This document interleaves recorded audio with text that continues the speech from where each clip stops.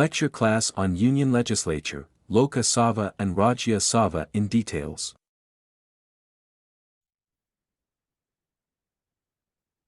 Union Legislature. Okay, so today we are discussing Union Legislature. അപ്പൊ union legislature എന്ന് പറഞ്ഞാൽ എന്താ? നമ്മുടെ ഒരു ചെറിയ ചേഞ്ച് ഉണ്ട്. ഞാൻ ആ ടൈം ടേബിൾ അയച്ചപ്പോ ഇത് ഇന്റർപ്രിട്ടേഷൻ ആണ് ടൈം ടേബിൾ ഉള്ളത്. ഒരു മിനിറ്റ്, എന്റെ സൗണ്ട്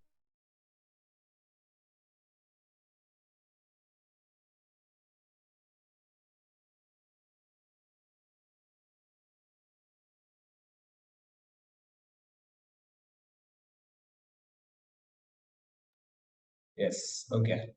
അപ്പോ ടൈം ടേബിളില് യൂണിയൻ ഇന്റർപ്രിട്ടേഷൻ ആണ് ഇട്ടിരുന്നത്. ഓക്കെ, അതല്ല ഇന്ന് നമ്മൾ ഡിസ്കസ് ചെയ്യാൻ പോകുന്നത്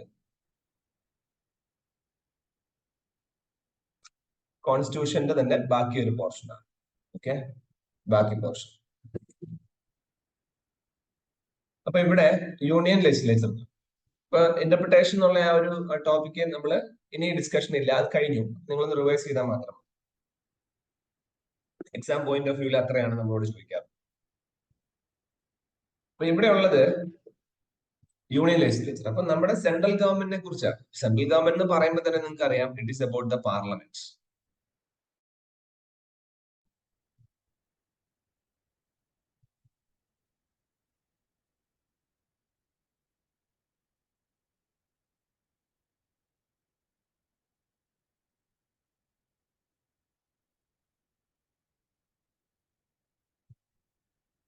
ഓക്കെ, നിരഞ്ജന ഇപ്പൊ കേൾക്കാൻ പറ്റുന്നുണ്ടോ?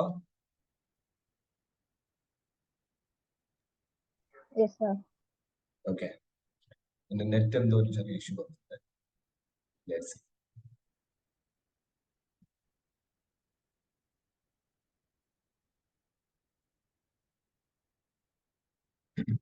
ശ്രീലക്ഷ്മിക്ക് കേൾക്കാലോ?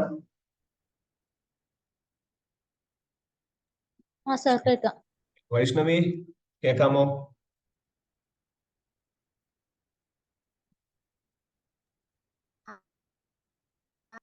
Okay, let's start.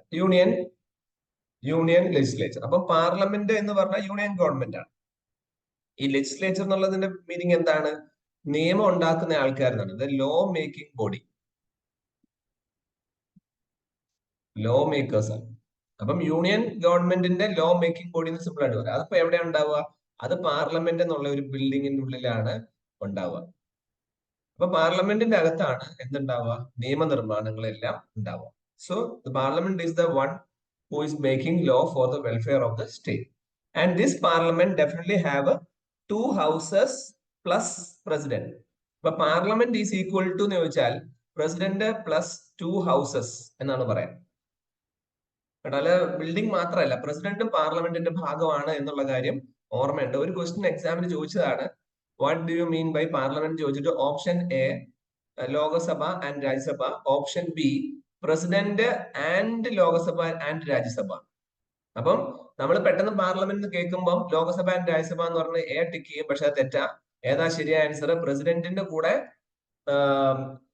ലോകസഭ രാജ്യസഭയുടെ വരുമ്പോൾ മാത്രമേ നമ്മൾ അതിനെ പാർലമെന്റ് വിളിക്കാവൂ.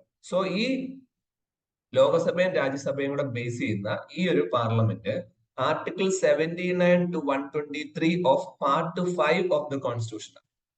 അപ്പൊ കോൺസ്റ്റിറ്റ്യൂഷന്റെ അകത്ത് നമുക്കറിയാം പാർട്ട് 1, 2, 3, 4, 4A, 5. ഈ 5 നമ്മൾ കഴിഞ്ഞ ക്ലാസ്സിൽ പ്രസിഡന്റിന്റെ ഒക്കെ അല്ലെങ്കിൽ അറ്റോർണി ജനറൽ, പ്രൈം മിനിസ്റ്റർ ഒക്കെ പഠിപ്പിച്ചപ്പോൾ ഞാൻ പറഞ്ഞിട്ടുണ്ടായിരുന്നു.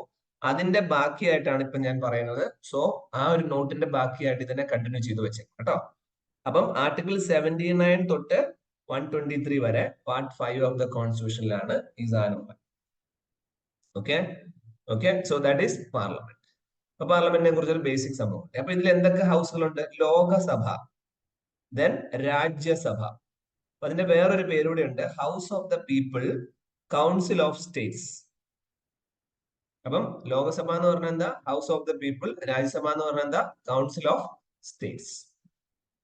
അപ്പൊ ഇവിടെ ഹൗസ് ഓഫ് ദ പീപ്പിൾ. അപ്പൊ ലോകസഭ എന്ന് പറയണെന്ന് വെച്ചാല് നമ്മുടെ ഇവിടുത്തെ ഞാനും നിങ്ങളും അടങ്ങുന്ന കോമൺ ജനങ്ങൾ, okay, the people of India. These people of India elect a person and send that person to the സഭ. അതുകൊണ്ടാണ് ഈ ലോകസഭയില് എന്റെയും നിങ്ങളുടെയും ഒക്കെ റെപ്രസെന്റേറ്റീവ്സ് ആണ് ഉണ്ടാവുക. നമ്മൾ എങ്ങനെ അവരെ എലക്ട് ചെയ്തു? ഇപ്പൊ റീസെന്റ് നമ്മൾ എലക്ട് ചെയ്ത് കയറ്റി വിടുന്നത് പോലെ ജയിപ്പിച്ചു വിടും. അതുകൊണ്ട് ലോകസഭയില് ഹൗസ് ഓഫ് ദ പീപ്പിൾ എന്ന് വിളിക്കാനുള്ള കാരണം മനസ്സിലായി. കാരണം നമ്മുടെ ആൾക്കാരാണ് അവിടെ ഇരിക്കുന്നത്. എന്നാൽ രാജ്യസഭയിലേക്ക് എന്ന് പറയുമ്പോൾ എന്താ വെച്ചാൽ രാജ്യസഭയിലേക്ക് ഡയറക്റ്റ് ആയിട്ട് ഞാനും നിങ്ങൾ വോട്ട് ചെയ്ത് എലക്ട് ചെയ്ത് കയറ്റി വിടുവല്ല. So there it is indirect election. Indirect election ആണ്. അവിടെ ഓരോ സ്റ്റേറ്റുകളും, ഇപ്പൊ കേരളം ഒരു സ്റ്റേറ്റ് അല്ലേ, state will recommend or nominate a person to the Rajya Sabha. Okay, അപ്പൊ അങ്ങനെയാണ് ലോകസഭ രാജ്യസഭയിലേക്ക് ആൾക്കാരെ നമ്മൾ കയറ്റിവിടുന്നത്. അല്ലെ അവിടെയുള്ള ആൾക്കാർ വരുന്നത് എവിടുന്നാന്ന് ചോദിച്ചാൽ ഇങ്ങനെയാണ്. ഇത് ഓർത്തു വെച്ചു. അപ്പൊ ഇത്രയും പോയിന്റ്സ് ഈ ഒരു ഫസ്റ്റ് ലൈനിൽ ഇമ്പോർട്ടന്റ് ആയിട്ടുള്ളതാണ്. ഇപ്പൊ ഈ ഞാൻ ടിക്കറ്റേക്കുന്ന ഏരിയയിലുള്ള എല്ലാ പോയിന്റ്സും നമ്മളെ സംബന്ധിച്ച് വളരെ ഇമ്പോർട്ടന്റ് ആണ്. Then comes the next one. ലോകസഭയിലെ ലോവർ ഹൗസ് എന്നാണ് ഇതിനെ പറയാം. മാത്രമല്ല ഫസ്റ്റ് ചേംബർ എന്ന് നമ്മൾ പറയും. ഇതൊക്കെ ഓരോ പേരുകളാണ്. ഇവിടെ എന്താണ്? Directly elected by the people. Total members 552. Okay, ഈ 552 ഇന്ത്യയിലുള്ള സ്റ്റേറ്റുകളിലും യൂണിയൻ ടെറിട്ടറീസിലുള്ള ആൾക്കാരാണ് ഉണ്ടാവുക. ഈ 552 എന്നുള്ളത് ഈ 2 റീസെന്റ് നമ്മൾ ഒഴിവാക്കിയിട്ടുണ്ട്. ആംഗ്ലോ ഇന്ത്യൻസിന് റെപ്രസെന്റേഷൻ ഉണ്ട്, അതിപ്പോ ഇല്ല. സോ നമുക്കിപ്പോ എന്ത് പറയാം? 550 എന്ന് പറയാം. അപ്പൊ 530 സ്റ്റേറ്റിൽ നിന്നും 20 പേര് യൂണിയൻ ടെറിട്ടറീസിൽ നിന്നും മാറി. അപ്പൊ നമ്പേഴ്സ് ഒക്കെ അങ്ങോട്ടും ഇങ്ങോട്ടും ചേഞ്ച് വരും. ഓരോ പുതിയ, ഫോർ എക്സാമ്പിൾ പണ്ട് ലഡാക്ക് എന്നും പറഞ്ഞ് ഒരു യൂണിയൻ ടെറിട്ടറി ഉണ്ടായിരുന്നില്ല. അപ്പൊ അത് 2019 വന്നത്. അപ്പൊ അവിടെ നിന്നും ഒരു മെമ്പർ ഉണ്ടാവണ്ടേ, അപ്പൊ പുതിയൊരു മെമ്പർ അവിടെ നിന്ന് വരും. അപ്പൊ അങ്ങനെ ഓരോ യൂണിയൻ ടെറിട്ടറിയിൽ നിന്നും ആൾക്കാരും ഓരോ സ്റ്റേറ്റിൽ നിന്നും ആൾക്കാരെ ഡയറക്ട്ലി നമ്മൾ പോയി വോട്ട് ചെയ്ത് ജയിപ്പിച്ചാണ് ഇങ്ങോട്ട് കൊണ്ടുവരുന്നത്. അതുകൊണ്ട് ഇതിനെ ജനങ്ങളുടെ സഭ അല്ലെങ്കിൽ first chamber, lower house, house of the people എന്നൊക്കെ പറയും. അപ്പം ഇലക്ഷന് ഡയറക്ട്ലി ഇലക്ടഡ് ആണ്. ഓക്കെ, 18 വയസ്സിന് മുകളിൽ പ്രായമുള്ള ആൾക്കാർക്ക് വോട്ടവകാശം കൊടുക്കും. ഓക്കെ, ആ വോട്ടവകാശം മാത്രമല്ല, ഇതിൽ മത്സരിക്കുന്നവർക്കും എന്തായിരിക്കണം? 18 വയസ്സ് മുകളിലായിരിക്കണം. ഓക്കെ, അദ്ദേഹത്തിന് തലയ്ക്ക് നല്ല സുഖം, മീൻസ് വട്ടുണ്ടാവാൻ പാടില്ല ഇലക്ഷൻ മത്സരിക്കുമ്പോഴേ. ഓക്കെ, ആൻഡ് ഓൾസോ ക്രൈമിലോ ഇതൊക്കെ ഡോക്യുമെന്റിലാണ്. ബിക്കോസ് ഇപ്പം മത്സരിക്കുന്ന ഒട്ടുമിക്ക ആൾക്കാർക്ക് അവരുടെ പേരിൽ പോലീസ് കേസ് ഒക്കെ ഉറപ്പായിട്ടുണ്ടോ, ഡോക്യുമെന്റ്സിൽ ഇങ്ങനെ നിൽക്കും. ഇനി പരീക്ഷാ പോയിന്റ് ഓഫ് വ്യൂല് ഈ ഒരു പോയിന്റ് ഭയങ്കര ഇമ്പോർട്ടന്റ് ആണ്. അപ്പൊ നിങ്ങളോട് ഞാൻ കഴിഞ്ഞ ക്ലാസ്സിൽ പറഞ്ഞിട്ടുണ്ടായിരുന്നു എന്താണ് അമെന്റ്മെന്റ് എന്ന്. അമെന്റ്മെന്റ് എന്ന് പറഞ്ഞു കഴിഞ്ഞാൽ എന്താണ്?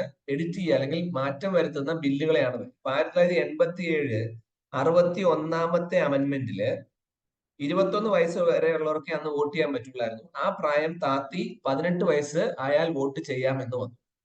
ഇതും എക്സാം പോയിന്റ് ഓഫ് വ്യൂവിൽ ഇമ്പോർട്ടന്റ് ആണ്. ഒരു ചോദിച്ചിട്ടുണ്ട്. അപ്പൊ നമ്മൾ ഇവിടുന്ന് വോട്ട് ചെയ്ത് വിടുന്ന അല്ലെങ്കിൽ ലോകസഭയിലേക്ക് വിടുന്ന ആളെ എന്താ വിളിക്കുക? MP. ഈ MP ക്ക് ലോകസഭയില് they can survive, I mean they can work there for 5 years. Okay, ഇനി അങ്ങനെ 5 വർഷം നിർബന്ധമൊന്നുമില്ല. കാരണം ലോകസഭ പെട്ടെന്ന് ഇല്ലാതായി പോയാൽ, അവരെല്ലാം രാജിവെച്ചാൽ അന്ന് അത് തീർന്നു. Anyway normally it is 5 years.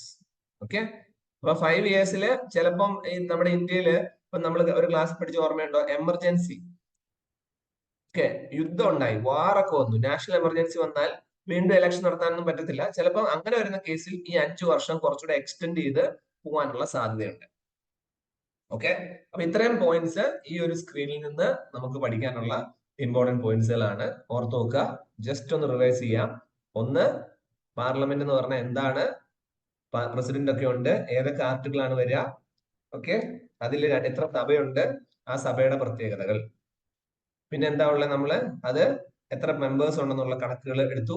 അതിനുശേഷം ഇതിലെ എലക്ഷൻ മോഡ് എങ്ങനെയാണ് എലക്ട് ചെയ്ത് പോകുന്നത് നമ്മൾ നോക്കി. പിന്നെ പ്രായം കുറഞ്ഞു 18 വയസ്സായെന്നുള്ളത് നമ്മൾ നോക്കി. എത്ര ടേം ഉണ്ടെന്നുള്ളത് നമ്മൾ നോക്കി.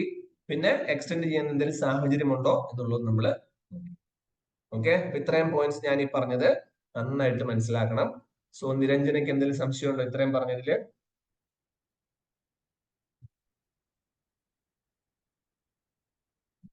നിരഞ്ജന എന്തെങ്കിലും സംശയമുണ്ടോ?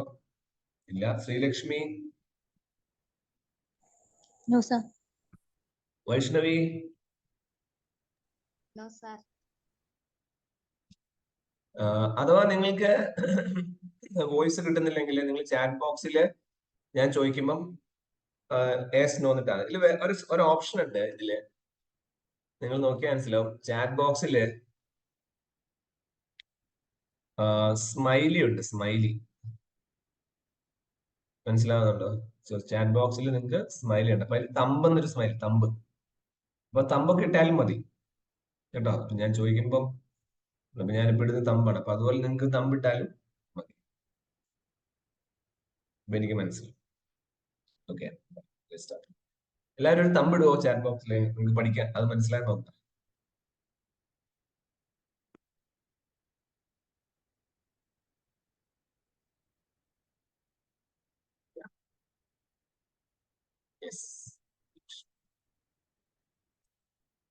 ഓക്കെ, സോ ഇത് ഇത്രയാണ് ഫസ്റ്റ് സ്ക്രീനിൽ നമുക്ക് ഇമ്പോർട്ടന്റ്. അപ്പൊ ഇനി നമുക്ക് അതിന്റെ ഡീറ്റെയിലിംഗ് താഴോട്ട് വരാം.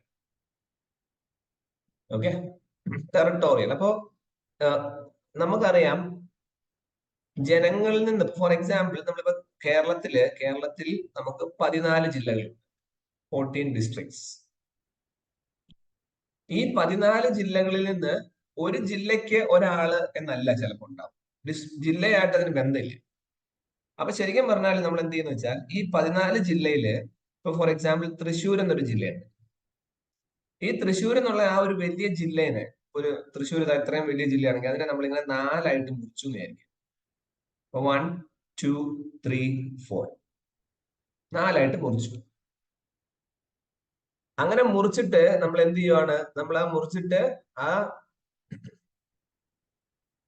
ഓക്കെ, മുറിച്ച ശേഷം നമ്മള് ആ ഓരോ സ്ഥലം അനുസരിച്ച് ഓരോ സ്ഥലത്തിനും ഓരോ എലക്ഷൻ നടത്തുവാണ്. അതായത് ഇവിടെ ഇപ്പൊ 1 ആണെങ്കിൽ 1ന് ഒരു എലക്ഷൻ. അപ്പൊ അവിടെ എത്ര ജനങ്ങൾ, അവരുടെ ജനങ്ങളുടെ പോപ്പുലേഷൻ അനുസരിച്ചാണ് അത് നമ്മൾ ഫിക്സ് ചെയ്തേക്കുന്നത്. Population, how much population they have. അപ്പൊ പോപ്പുലേഷൻ അനുസരിച്ച് ആ നമ്പർ ഇടുന്നു 1, 2, 3, 4. അപ്പൊ ആ ഏരിയനെ നമ്മൾ എന്താ വിളിക്കുക? We call it as the constituency. അതിനെയാണ് ഇവിടെ എഴുതിയിട്ടുണ്ട് ടെറിട്ടോറിയൽ കോൺസ്റ്റിറ്റ്യുവൻസീസ്. ഓക്കെ, മണ്ഡലങ്ങൾ എന്ന് നമ്മൾ മലയാളത്തിൽ പറയും, മണ്ഡലം. അപ്പൊ ആ മണ്ഡലത്തിന്റെ ഒരു റെപ്രസെന്റേറ്റീവ് ആണ്. ഇപ്പൊ ഉദാഹരണം പറഞ്ഞപ്പം നമുക്ക് തൃശ്ശൂർ നോക്കിയാൽ തൃശ്ശൂരിന്റെ ടൗൺ മേഖലയെല്ലാം, സിറ്റി മേഖലയെല്ലാം കൂടെ ഒരു വലിയ കോൺസ്റ്റിറ്റ്യുവൻസി ആണ്. അവിടെയാണ് ഇപ്പം മുരളീധരൻ, സുരേഷ് ഗോപി, സുനിൽ കുമാർ എന്നുള്ള 3 പേര് മത്സരിക്കും. അപ്പൊ അതിലൊരാൾ ജയിച്ചു കഴിയുമ്പോൾ അയാള് ആ ഏരിയനെ റെപ്രസെന്റ് ചെയ്ത് രാജ്യസഭയിൽ പോകും. അപ്പൊ തൃശ്ശൂർ തന്നെ താഴത്തെ ഭാഗത്ത് നോക്കിയാൽ അവിടെ വേറെ ഒരു 3 പേര് മത്സരിക്കുന്നു. ഫോർ എക്സാമ്പിൾ ഇപ്പോ നിങ്ങളുടെയൊക്കെ ചിലപ്പോൾ ഏരിയയിലായിരിക്കും പഴയ മന്ത്രി രാധാകൃഷ്ണൻ, രമ്യ ആൻഡ് ഓൾസോ സരസു എന്ന് പറഞ്ഞ ടീച്ചർ. ഇത്രയും പേര് മത്സരിക്കുന്നത്. അപ്പൊ അവര് ആ ഏരിയനെ റെപ്രസെന്റ് ചെയ്യും. അപ്പൊ അങ്ങനെ പോപ്പുലേഷനെ ബേസ് ചെയ്തിട്ടാണ് നമ്മൾ ഈ, അപ്പൊ അതാണ് ടെറിട്ടോറിയൽ കോൺസ്റ്റിറ്റ്യുവൻസി എന്ന് പറയുന്നത്. ടെറിട്ടോറിയൽ എന്ന് പറഞ്ഞാൽ എന്താ? ടെറിട്ടറി എന്ന് പറഞ്ഞ സ്ഥലം, കോൺസ്റ്റിറ്റ്യൂഷൻ എന്ന് പറഞ്ഞാൽ മണ്ഡലം ഫോർ ദ ലോകസഭ. അപ്പൊ എന്താ? Each state is divided into territorial constituency. Okay, article 81(2) provide for the അപ്പൊ എന്തിനാ അങ്ങനെയെന്ന് വെച്ച് കഴിഞ്ഞാൽ ആൾക്കാർക്ക് ഓരോ ഗ്രൂപ്പ് ഓഫ് ആൾക്കാരിൽ നിന്ന് ഒരു റെപ്രസെന്റേഷൻ വരാൻ വേണ്ടിയാണ്. അപ്പൊ uniformity of representation in 2 aspects after the 7th Amendment 19. അപ്പം ഓരോ ഡിഫറെന്റ് സ്റ്റേറ്റിൽ നിന്നും പല പല മനുഷ്യരുണ്ടാവും. പല പല മനുഷ്യരെ പ്രതിനിധാനം ചെയ്തുകൊണ്ട്, റെപ്രസെന്റ് ചെയ്തുകൊണ്ട് ഒരാള് പാർലമെന്റിൽ വരും. അതുപോലെയാണ് different constituency in the same States. Okay, അപ്പോ എല്ലാ സ്റ്റേറ്റുകൾക്കും എന്താണ്? ഫിക്സഡ് നമ്പർ ഓഫ് സീറ്റ് കൊടുത്തിട്ടുണ്ട്. ഫോർ എക്സാമ്പിൾ ഇപ്പൊ കേരളത്തിൽ നിന്ന് നമ്മൾ നോക്കിക്കഴിഞ്ഞാൽ 20 MP-മാരാണ് കേരളത്തിൽ നിന്ന് പോകുന്നത്. ഓക്കെ, അതാണ് ഉദ്ദേശിക്കുന്നത്. അപ്പം ആ കറക്റ്റ് ആയിട്ട് അങ്ങനെ ഒരു സ്പ്ലിറ്റിംഗ് വരുമ്പോ എന്താണ്? കറക്റ്റ് ഗ്രൂപ്പ് ഓഫ് ആൾക്കാർക്ക് വേണ്ടിയുള്ള ആൾക്കാര് അവിടെ ചെല്ലും. അപ്പൊ അവിടെ ചെന്നിട്ട് നമ്മുടെ തൃശ്ശൂരിൽ നിന്ന് ടൗണിൽ നിന്ന് പോകുന്ന ആരാണോ അയാൾ ടൗണിലുള്ള ആൾക്കാരുടെ ആവശ്യങ്ങൾ അവിടെ പറയും. ചേലക്കര ഭാഗത്ത്, തൃശ്ശൂരിന്റെ താഴത്തെ ഭാഗത്ത് പോകുന്നവര് അവരുടെ കാര്യങ്ങൾ പറയും. തിരുവനന്തപുരത്ത് പോകുന്നവര് അവരുടെ വിഷമങ്ങൾ പറഞ്ഞു കൊടുക്കും. അങ്ങനെ പരിഹാരം ഉണ്ടാക്കും. ഇതാണ് ഒരു ഉദ്ദേശം. അപ്പൊ ഈ നിയമസഭ അല്ലെങ്കിൽ ഈ മണ്ഡലങ്ങളെ എങ്ങനെ തരംതിരിക്കും, ഏതൊക്കെ ആർക്കൊക്കെയാന്ന് അറിയുന്ന വേണ്ടിയാണ് നമ്മൾ ഡീലിമിറ്റേഷൻ എന്ന വാക്ക് ഉപയോഗിക്കുക. സോ ഡീലിമിറ്റേഷൻ ഓഫ് കോൺസ്റ്റിറ്റ്യുവൻസി എന്ന് പറഞ്ഞാൽ ഇതിന്റെ അതിര് തിരിക്കുക എന്ന ഉദ്ദേശം. So delimitation of constituency is done after each census. സെൻസസിനെ ബേസ് ചെയ്തിട്ടാണ് നമ്മൾ ഇത് ചെയ്യുന്നത്. ഓക്കെ, അപ്പൊ അത്രയും പോയിന്റ്സ് കൂടെ ഇവിടെ ഒന്ന് ഓർത്തു വെക്കുക. That is about the territorial constituencies.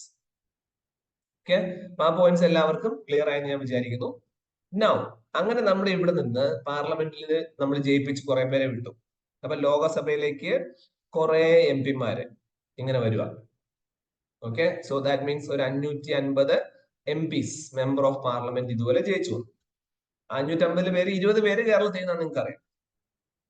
ആ വന്നതിൽ ഇപ്പൊ നമ്മൾ എക്സാമ്പിൾ പറഞ്ഞാൽ 300 പേര് അല്ല വേണ്ട 350 പേര് ഓക്കെ ഫോർ എക്സാമ്പിൾ BJP എന്ന പാർട്ടിനെ ബേസ് ചെയ്തിട്ടാണ് വരുന്നതെങ്കിൽ 200 പേര് കോൺഗ്രസ് എന്ന പാർട്ടിനെ ബേസ് ചെയ്തെന്ന് വിചാരിക്കാം.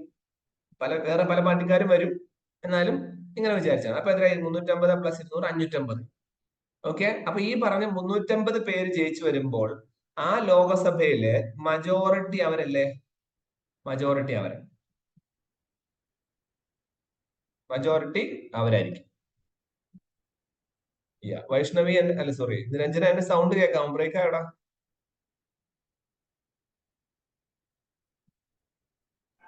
നിരഞ്ജന കട്ടായ?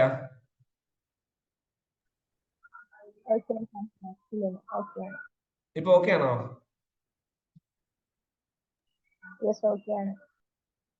ശ്രീലക്ഷ്മി കേൾക്കാമോ? ഇടയ്ക്ക് ബ്രേക്ക് ആവുന്നുണ്ട്. ഇപ്പോഴാണോ ബ്രേക്ക് ആവുന്ന? മുമ്പേ ആയിരുന്നോ? അല്ല, ക്ലിയർ ആവുന്നുണ്ട്, പക്ഷേ ചെറിയ ഡിസ്റ്റർബൻസ്.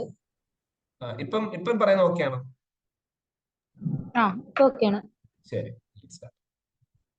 അപ്പം 550 MPമാരില് നമ്മൾ വെറുതെ ഒരു example 350 MPs BJP, 200 MP Congress എന്ന് പറഞ്ഞാൽ മജോറിറ്റി വരുന്നത് BJPയുടെ MPമാരായതുകൊണ്ട് they will come into as a ruling party. അപ്പൊ 200 പേരുള്ള Congress they become a opposition party. Okay, opposition വരുന്ന പാർട്ടിക്ക് ഒരു ലീഡർ ഉണ്ടാവും. We call it as the opposition leader, പ്രതിപക്ഷ നേതാവ്. റൂളിംഗ് പാർട്ടിക്ക് ഒരു നേതാവ് ഉണ്ടാവും, അയാളെ നമ്മൾ പ്രധാനമന്ത്രി അഥവാ പ്രൈം മിനിസ്റ്റർ എന്ന് വിളിച്ചു. ഈ പ്രൈം മിനിസ്റ്റർക്ക് ചുറ്റും ഹെൽപ്പ് ചെയ്യാൻ വേണ്ടിയാണ് കഴിഞ്ഞ ക്ലാസ് നമ്മൾ പറഞ്ഞത് there are other ministers called as council of ministers. പിന്നെ ഈ റൂളിംഗ് പാർട്ടിയുടെ MPമാര് കുറെ പേര് വേറെ ഉണ്ടാവും, അവരവിടെ ഗ്രൂപ്പ് ആയിട്ടിരിക്കും.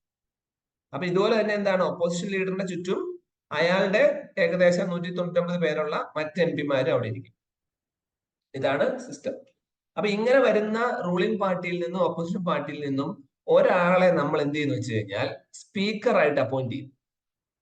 അതായത് ഈ പറഞ്ഞ പാർലമെന്റ് ഉണ്ടല്ലോ, പാർലമെന്റിലെ ലോകസഭയുടെ കാര്യങ്ങളൊക്കെ നോക്കാൻ വേണ്ടി ആ ഒരു ക്ലാസ് ടീച്ചർ എന്നൊക്കെ നമ്മൾ പറയുന്നത് പോലെ ഒരാളെ, ഒരു ഹെഡ് മാസ്റ്ററെ പോലെ നമ്മൾ സ്പീക്കർ അപ്പോയിന്റ് ചെയ്യും. സ്പീക്കർ മാത്രമല്ല, speaker and deputy speaker are elected by the members. അപ്പൊ നമ്മൾ ജയിച്ചു വരുന്ന ആൾക്കാരാണ് അവരെ എലക്ട് ചെയ്യുക. ഓക്കെ, അപ്പൊ ഡെപ്യൂട്ടി സ്പീക്കർ എന്താ ചെയ്യുക? ഈ സ്പീക്കറിന്റെ ലീവില്, സ്പീക്കർ എന്തായാലും പനി പിടിച്ച് കിടക്കുമല്ലോ ആണെങ്കിൽ ഡെപ്യൂട്ടി സ്പീക്കർ ആ ജോലി ചെയ്യും. ഓക്കെ, അപ്പം തിരിച്ചു അങ്ങനെ തന്നെ അവരങ്ങനെയാണ് കാര്യങ്ങൾ ചെയ്യുക. ഇവരെ പ്രസിഡന്റ് ആണ് അപ്പോയിന്റ് ചെയ്തത്. So appointed by the president. Okay, അപ്പം ഈ നമ്മുടെ പാർലമെന്റിലെ പ്രധാനമന്ത്രി രാജിവെച്ച് പോയാലും ഓപ്പോസിഷൻ ലീഡർ രാജിവെച്ച് പോയാലും ഒക്കെ ഈ ഹെഡ് മാസ്റ്റർ അവിടെ ഉണ്ടാവും. കാരണം എന്താ, ലോകസഭയുടെ കാര്യങ്ങൾ നോക്കുന്ന അയാളാണ്. അപ്പൊ അയാളാണ് ഇവരുടെ അറ്റൻഡൻസ് നോക്കുക, ഇവരെന്തായാലും അലമുണ്ടാക്കുന്നുണ്ടെങ്കിൽ അവരോട് മര്യാദ ഇരിക്കാൻ പറയാം. അപ്പൊ നിങ്ങൾ TV കണ്ടിട്ടുണ്ടാവും. ഓക്കെ, ഇപ്പൊ ഇരിക്കുന്ന ഇന്നത്തെ കുറച്ച് കഴിയുമ്പോൾ നിങ്ങൾ ഗ്രൂപ്പില്, നമ്മുടെ വാട്സാപ്പ് ഗ്രൂപ്പില് ഇപ്പത്തെ ലോകസഭയുടെ സ്പീക്കർ ആരാണെന്നും ഡെപ്യൂട്ടി സ്പീക്കർ ആരാണെന്നും കണ്ടുപിടിച്ച് ചാറ്റ് ബോക്സ് നമ്മുടെ വാട്സാപ്പ് ഗ്രൂപ്പിൽ ഇടാൻ മറക്കണം കേട്ടോ. ഹോംവർക്കാണ്, ഹോംവർക്ക്. ഓക്കെ, അപ്പം വേക്കന്റ് ആയി കഴിഞ്ഞാൽ, ഓക്കെ വേക്കന്റ് ആണെങ്കിൽ അങ്ങോട്ടും ഇങ്ങോട്ടും ഇവര് മാറി ജോലികൾ ചെയ്യുന്നു. അതിനുവേണ്ടി നമ്മൾ സ്പീക്കറിനെ ഡെപ്യൂട്ടി സ്പീക്കറിനെ ഫിക്സ് ചെയ്യുന്നു വിചാരിക്കാം. അപ്പൊ ലോകസഭയെ ഇല്ലാതായി പോയി കഴിഞ്ഞാലും ഇവരവിടെ ഉണ്ടെന്നുള്ളതാണ് പോയിന്റ്. പിന്നെ ഈ സ്പീക്കറിനെയോ ഡെപ്യൂട്ടി സ്പീക്കറിനെയോ ഒക്കെ നമുക്ക് മാറ്റണം. അങ്ങനെയാണെങ്കിൽ removed by a resolution of Lok Sabha with a majority of all of then members of the house. അപ്പം ഇവരെ മാറ്റണമെങ്കിൽ ആ ലോകസഭയിലുള്ള ആൾക്കാരെല്ലാം കൂടെ ചേർന്ന് ഒരു റെസൊല്യൂഷൻ, ഒരു പേപ്പർ പോലെ റെസൊല്യൂഷൻ പാസ്സാക്കി അതിനുശേഷം അവർക്ക് ഒരു 14 ദിവസത്തെ നോട്ടീസ് കൊടുത്തിട്ടാണ് പറഞ്ഞു വിടുക.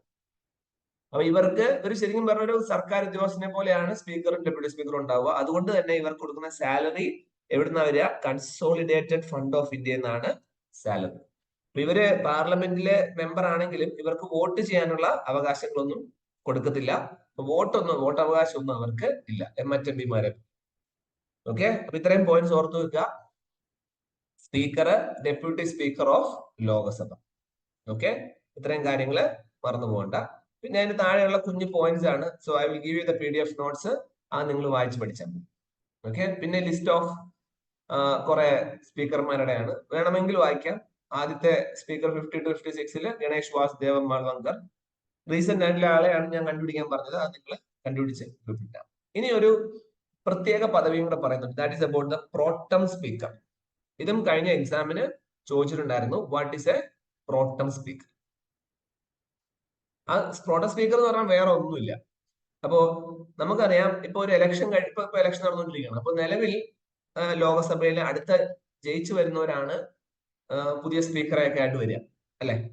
പക്ഷെ കഴിഞ്ഞ തവണത്തെ സ്പീക്കർ ഇപ്പോഴും അവിടെ ഉണ്ടാവണം. കാരണം അയാള് എല്ലാവരും പിരിഞ്ഞു പോയാലും, പ്രധാനമന്ത്രി പോയാലും, ഓപ്പോസിഷൻ ലീഡർ പോയാലും, ഓഫീസ് കാര്യങ്ങൾ അല്ലെങ്കിൽ ലോകസഭയുടെ കാര്യങ്ങൾ നോക്കാൻ അവിടെ ആരെങ്കിലും ഒരു ഹെഡ് മാസ്റ്റർ വേണ്ടേ? അത് വേണം. അപ്പൊ speaker of the last Lok Sabha vacate his office immediately before the first meeting of A newly elected Lok Sabha എന്ന് പറയും.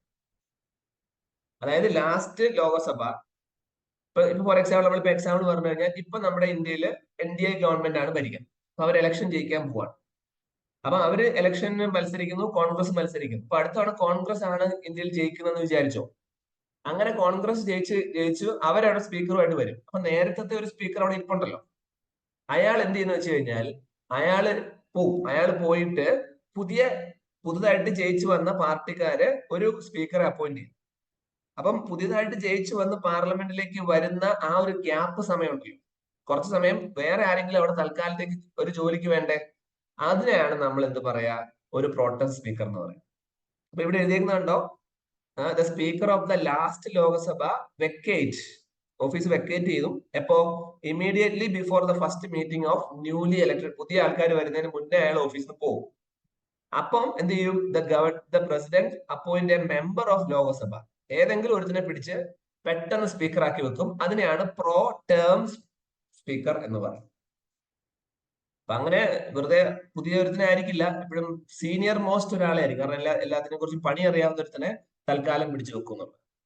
പിന്നീട് പുതിയ മന്ത്രിസഭ വരുന്നു, പുതിയ പ്രധാനമന്ത്രിയൊക്കെ വന്നിട്ട് അവരൊരു ഇലക്ഷൻ നടത്തി ഒരാളെ അപ്പോയിന്റ് ചെയ്യുമ്പോൾ അയാൾ തന്നെ ഇപ്പൊ ഇത് പ്രോട്ടം സ്പീക്കർ മാറി അയാൾ ഇരിക്കും. ചിലപ്പോൾ ഈ പ്രോട്ടം സ്പീക്കറെ തന്നെ വീണ്ടും സ്പീക്കർ ആക്കാനൊക്കെ പറ്റും. So it's up to them. Okay, അപ്പൊ ഇത്രയും പോയിന്റ്സ് ലോകസഭ എന്ന കൺസെപ്റ്റുമായിട്ട് ബന്ധപ്പെട്ട് നമുക്ക് ഓർത്തിരിക്കാനുണ്ട്. സോ ഞാൻ ഈ പറഞ്ഞ പോയിന്റ്സ് നിങ്ങൾക്ക് ക്ലിയർ ആണെന്ന് വിചാരിക്കും. Okay, now we will discuss about the next one, that is about the Rajya Sabha.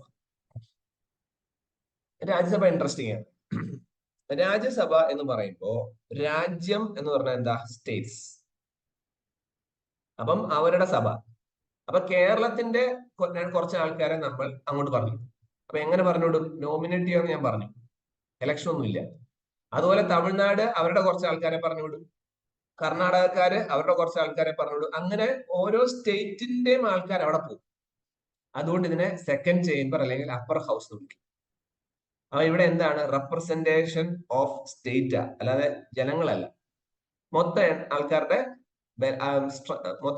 എണ്ണം 250. ഓക്കെ, അതിൽ 10 മിനിറ്റ്സ് വീണ്ടും ജോയിൻ ചെയ്താൽ മതിയെ. സോ 238 പേര് സ്റ്റേറ്റിൽ നിന്നും യൂണിയൻ ടെറിട്ടറിയിൽ നിന്നായിരിക്കും. ബാക്കി 12 പേരെ നോമിനേറ്റഡ് ബൈ ദ പ്രസിഡന്റുമാണ്. അപ്പൊ 12 പേരെ പ്രസിഡന്റ് നോമിനേറ്റ് ചെയ്യും. ഒരു മിനിറ്റ്. 12 പേരെ പ്രസിഡന്റ് നോമിനേറ്റ് ചെയ്യും. ഓക്കെ,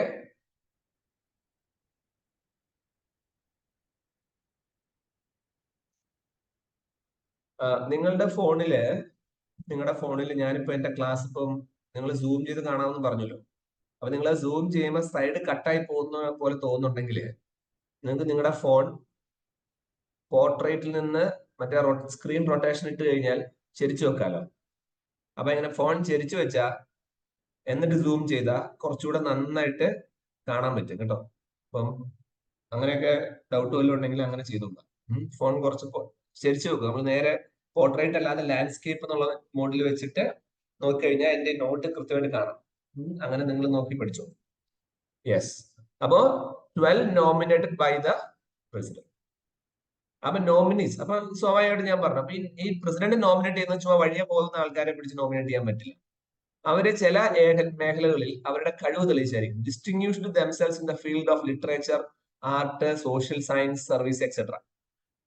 ഇങ്ങനെയാണ് ഇതിന്റെ ഒരു സംഭവം. ഓക്കെ, അപ്പൊ ഇത്രയും കാര്യങ്ങൾ രാജ്യസഭയെ കുറിച്ച് ബേസിക്കലി ഓർത്ത് വെക്കാനുണ്ട്. ഈ രാജ്യസഭ എന്ന് പറഞ്ഞു കഴിഞ്ഞാൽ ഇലക്ഷൻ ഒന്നും ഇല്ലാത്തതുകൊണ്ട് തന്നെ പെർമനന്റ് സഭ എന്ന് പറയും. അപ്പൊ ഈ രാജ്യസഭ ഒരിക്കലും ലോകസഭ പോലെ ഡിസോൾവ് ആയി പോവില്ല. ഡിസോൾവ് എന്ന് പറഞ്ഞു കഴിഞ്ഞാൽ അത് ഇല്ലാതായി പോകത്തില്ല പെട്ടെന്ന്. പക്ഷെ ഇവിടെയുള്ള ആൾക്കാർ സ്ഥിരമായിട്ടിരിക്കില്ല. ഈ ആൾക്കാര് എല്ലാ 2 വർഷം കൂടുമ്പം, ഇപ്പൊ ഫോർ എക്സാമ്പിൾ എ എന്ന് പറയുന്ന ആള് ഇപ്പൊ രാജ്യസഭയുടെ MP ആയിട്ട് നമ്മൾ കേരളത്തിൽ നോമിനേറ്റ് ചെയ്ത 2 വർഷം കഴിഞ്ഞാൽ എ മാറി ബി വരണം. അപ്പൊ അയാൾ മാറുമെന്ന് മാത്രമേ ഉള്ളൂ. ആ ചെയർ എപ്പോഴും അവിടെ പെർമനന്റ് ആണ്. അതാണ് പെർമനന്റ് ഹൗസ് എന്ന് പറയാൻ കാര്യം. ആള് മാറും, പക്ഷെ എണ്ണവും കേരളത്തിൽ നിന്നുള്ള ആൾക്കാരുടെ എണ്ണം ഒക്കെ സെയിം ആയിരിക്കും. അപ്പം ഈ എലക്ടഡ് മെമ്പേഴ്സിന് ഇവിടെ 6 വർഷമാണ് ഉണ്ടാവുക. ടോട്ടൽ ആ സഭയിൽ ഇരിക്കുന്നതിൽ 1/3 ഭാഗം 1/3 എല്ലാ 2 വർഷം കൂടുമ്പോഴും മാറണം എന്ന് നിയമമുണ്ട്. Okay, every 2 year 1/3 will retire. Okay, so that is Rajya Sabha. Okay, so clear അല്ലേ? ഇത് വളരെ സിമ്പിൾ ആണ്. അപ്പൊ ഇത് രാജ്യസഭ MP ആയിട്ട് ഒരാൾക്ക് പോകണമെങ്കിൽ മിനിമം 30 വയസ്സ് വേണം, ഇന്ത്യക്കാരനായിരിക്കണം എന്നുള്ള പോയിന്റൂടെ ഓർത്ത് വെച്ചു. അപ്പൊ സ്ക്രീനില് രാജ്യസഭയെ കുറിച്ച് നമ്മൾ പറഞ്ഞ പോയിന്റ്സ് ഓർത്ത് വെച്ചോളൂ. 12 പേരെ നോമിനേറ്റ് ചെയ്യുന്നത് പ്രസിഡന്റ് ആണ്. ഓക്കെ, അപ്പൊ ഇത് ഞാൻ ഓൾറെഡി പ്രസിഡന്റ് എന്നുള്ള ഒരു ഏരിയ ഞാൻ പഠിപ്പിച്ചപ്പോൾ ഞാൻ നിങ്ങളോട് പറഞ്ഞായിരുന്നു, പ്രസിഡന്റിന് നിയമനിർമ്മാണ സഭയിൽ ചില മെമ്പേഴ്സ് ഉണ്ട്, അവരുടെ കാര്യങ്ങളിൽ പ്രസിഡന്റ് ഇടപെടും. ഓക്കെ, ഇനി ഒരു ചെറിയ പോയിന്റ് കൂടെ നമുക്ക് നോക്കാനുണ്ട്. നമ്മൾ ലോകസഭയിൽ സ്പീക്കർ എന്നും ഡെപ്യൂട്ടി സ്പീക്കർ എന്നും പറഞ്ഞതുപോലെ ഇവിടെ രാജ്യസഭയിലും രാജ്യസഭയുടെ കാര്യങ്ങൾ നോക്കാൻ വേണ്ടി ഒരു ഹെഡ് മാസ്റ്റർ ഉണ്ട്. പക്ഷെ നമ്മൾ അതിനെ സ്പീക്കർ എന്ന് വിളിക്കില്ല, ചെയർമാനും ഡെപ്യൂട്ടി ചെയർമാൻ എന്ന് വിളിക്കും. ഈ ചെയർമാൻ ആരാണ് എന്ന് ചോദിച്ചാൽ, നമ്മൾ വൈസ് പ്രസിഡന്റ് പഠിപ്പിച്ചപ്പോൾ ഞാൻ പറഞ്ഞതാണ് എക്സ് ഒഫീഷ്യോ. എക്സ് ഒഫീഷ്യോ എന്ന് പറഞ്ഞാൽ എന്താ? ഒരാള് 2 ഓഫീസിന്റെ ഉത്തരവാദിത്തം എടുക്കുവാണെങ്കിൽ നമ്മൾ അതിനെ വിളിക്കുന്നതാണ് എക്സ് ഒഫീഷ്യോ. അപ്പൊ വൈസ് പ്രസിഡന്റ് ഓഫ് ഇന്ത്യ ആണ് രാജ്യസഭയുടെ ചെയർമാൻ. ഇത് കൂടാതെ ഒരാളെ ഡെപ്യൂട്ടി ചെയർമാൻ ആയിട്ട് നമ്മൾ എലക്ട് ചെയ്ത് വെക്കും. ആ എലക്ട് ചെയ്യുന്ന ആള് രാജ്യസഭയുടെ ഏതെങ്കിലും ഒരു മെമ്പർ ആയിരിക്കണം, മിക്കവാറും സീനിയർ മെമ്പർ ആയിരിക്കും. ഓക്കെ, ഇങ്ങനെയാണ് അതിനൊരു സിസ്റ്റം. അപ്പം ഈ പറഞ്ഞ പോലെ ഡെപ്യൂട്ടി ചെയർമാന് എന്ത് ചെയ്യും? അദ്ദേഹത്തിന് റിസൈൻ ചെയ്ത് പോകണമെങ്കിൽ അയാൾക്ക് ആ റിസിഗ്നേഷൻ ലെറ്റർ ചെയർമാൻ കൊടുത്താൽ മതി, എഴുതി കൊടുത്താൽ പോവാം. പിന്നെ അയാളെ നമുക്ക് മുമ്പത്തെ പോലെ തന്നെ രാജ്യസഭയിൽ റെസൊല്യൂഷൻ കൊണ്ടുവന്ന് റിമൂവ് ചെയ്യാനുള്ള അവസരമുണ്ട്. പിന്നെ അവിടെ ഇതുപോലെ മജോറിറ്റി 14 ദിവസം നോട്ടീസ് എല്ലാം സെയിം ആണ്. അതുപോലെ ചെയർമാന് അന്ന് ഓഫീസിൽ വന്നില്ലെങ്കിൽ ഡെപ്യൂട്ടി ചെയർമാൻ ആ ജോലികളൊക്കെ നോക്കും. ബാക്കിയൊക്കെ സെയിം ആയിട്ട് നമ്മൾ നോക്കുക. അപ്പൊ അത് നിങ്ങൾ താഴെ തന്നിരിക്കുന്ന പോയിന്റ്സ് വായിച്ച് പഠിച്ച. അപ്പൊ ഞാനിപ്പോ പറഞ്ഞ എന്തൊക്കെയാ? പ്രസിഡന്റ് നമ്മൾ ഓൾറെഡി പഠിച്ചു കഴിഞ്ഞായിരുന്നു. ദെൻ ഇപ്പൊ ലോകസഭയും രാജ്യസഭയും പഠിച്ചു. ഈ 3 എണ്ണം കൂടെ ചേരുന്നതിനെയാണ് നമ്മൾ എന്ത് പറയാ? പാർലമെന്റ്. അപ്പൊ ശരിക്കും പറഞ്ഞാൽ നമ്മളിപ്പോ എന്താണ് പഠിച്ചു തീർന്നത്? പാർലമെന്റിനെ കുറിച്ചുള്ള എല്ലാ വിഷയങ്ങളും നമ്മൾ എക്സാം പോയിന്റ് ഓഫ് വ്യൂല് പഠിച്ചു കഴിഞ്ഞു. Okay, so that's it. അപ്പൊ ഇത് ആ സ്ക്രീനിന്റെ താഴെ ഒരു പിക്ചർ നിങ്ങൾക്ക് കണ്ടാൽ മനസ്സിലാവും. ഈ ഒരു പിക്ചർ വെച്ചാൽ എല്ലാ കാര്യങ്ങളും അതിൽ നമുക്ക് ഓർത്തിരിക്കാം.